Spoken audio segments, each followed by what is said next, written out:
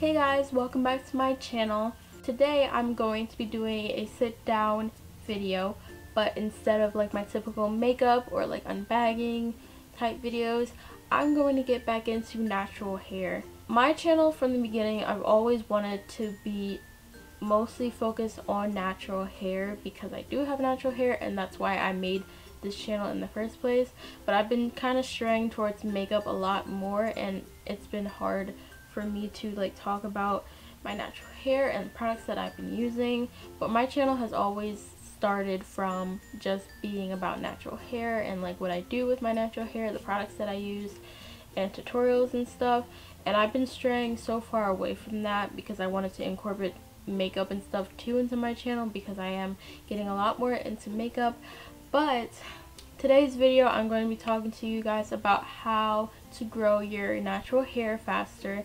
And over the past few years I've noticed that my hair has been growing a lot faster, well, faster with air quotes, because I'm going to put out a disclaimer saying that, you know, your hair is going to grow as fast as it wants to. Normal hair grows to a quarter to a half an inch each month, and if your hair just normally grows to a quarter of an inch the way that mine does, that's just the way that your hair is. But to keep it and retain length, that's what we should really be talking about in this video. So when I say how to grow your hair fast, I mean how to retain length while your hair is growing at its natural process.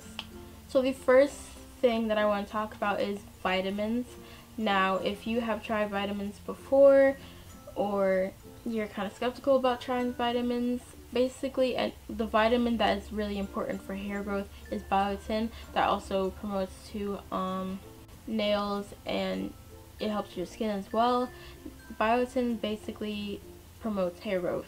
So if any vitamin, like any gummy or sugar bear hair, has biotin in it, you want to make sure how much biotin it has in it and how it's going to how you're going to react to it, because some people can break out from mass amounts of biotin at once. Personally, it doesn't work much for me except for my nails. It makes my nails grow pretty fast, but other than that, it doesn't really help with hair growth, but it has, you know, helped me when I'm trying to retain my length. But if you want to try out vitamins and you haven't tried any vitamins, you can go and do that. The second thing that goes along with vitamins also kind of goes together, which is eating healthy and drinking lots of water. Trust me, if you take care of your body on the inside, it'll show on the outside, your skin. And just eating healthy, because a lot of food like vitamin A and stuff that helps your hair grow and stay strong. So basically what you put into your body is what you're gonna get out of it. The third thing that has really helped me is deep conditioning my hair. One deep conditioner that I tried, which I featured in my previous straightening hair video, is the Shea Moisture Manuka Honey and Mafura Oil Intense Hydration Hair Mask. This I used, and I think I put it on overnight when I was doing my straight hair, when I was prepping for my straight hair. This, you do have to wash it out. It is a hair mask.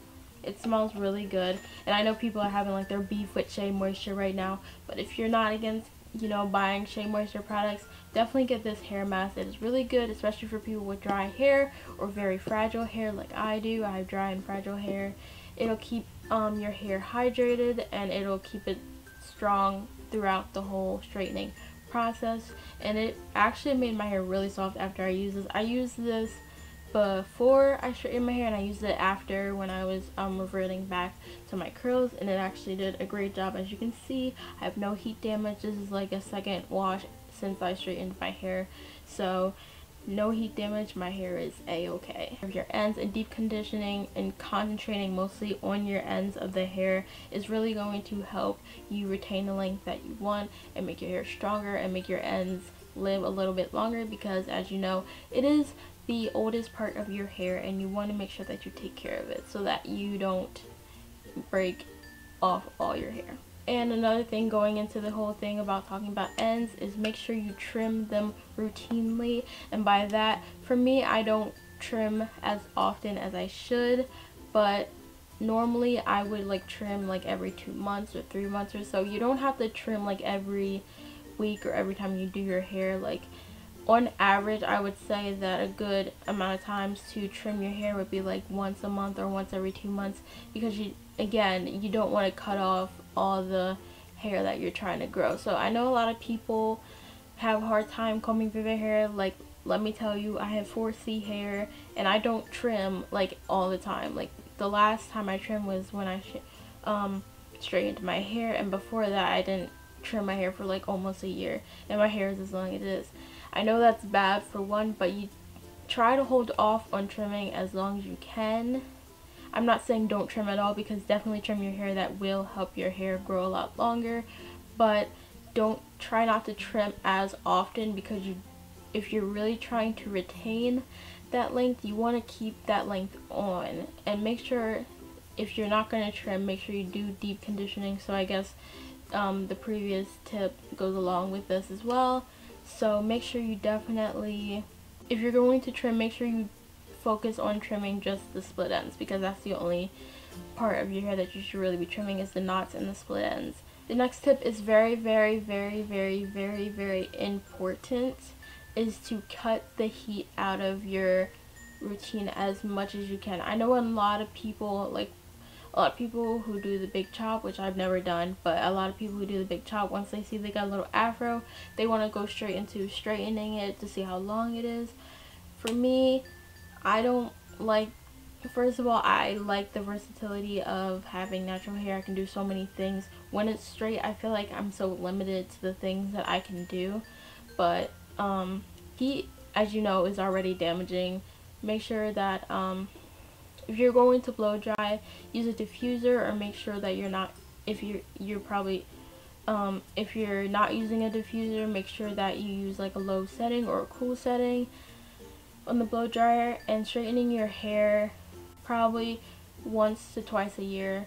That's what I try to go for. Sometimes I don't even want to straighten my hair at all. I'll probably wait like 2 years or so if I decide to straighten my hair again. I personally do not feel the need to straighten my hair all the time, probably because my hair is long in its natural state. But if I'm trying to grow my hair, I'm gonna try to stay away from heat. I remember in high school, I always wanted to straighten my hair like every 2 weeks whenever my growth was coming, and I wanted to straighten that out so that it was just straight. But it was just damaging my hair too much, and I noticed my hair was breaking off, and it was getting a lot shorter, and it was coming like barely sweeping my shoulders. Now it's like my hair is like bra strap length, if you wanted to know that. And lastly, this is what I say, like, I feel like I've said this in other videos before where I talked about natural hair and how to grow your natural hair, is to just use protective styles. I know a lot of people who just got out of doing their big chop, or have a little TWA, they go straight into protective styling or putting weaves in your hair. That's great. But also, with what I'll say about protective stylings is that what I'll say about protective styling and having protective styles is that you don't want to like protective style all the time, especially if you're doing like crochet braids all the time, or like individuals, or anything that's causing you to braid your hair or like cover it.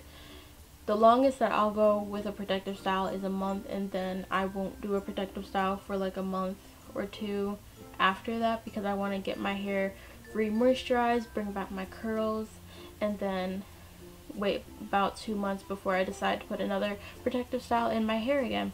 Because you want to give your hair some time to breathe, and like once it's in that protective style, it's really hard to moisturize it and, you know, make sure it's getting the nutrients it needs, making sure that it stays clean and healthy. So even though it helps you retain length and helps your hair grow a lot faster because you're not exposing it to the elements as much, you still want to be able to moisturize your hair properly and make sure that it's getting clean as often as it can. So that is all of the tips that I'm going to share in this video about how to retain length and how to grow your hair faster.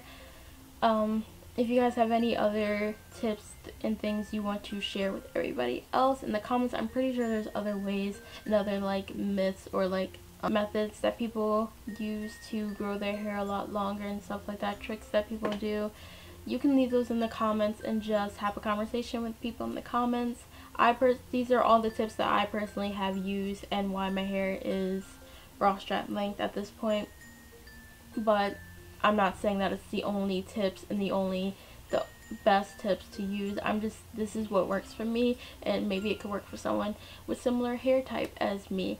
So with that being said, I will see you guys in my next video. Make sure you guys subscribe, comment down below, all that good stuff, and I will see you guys next time.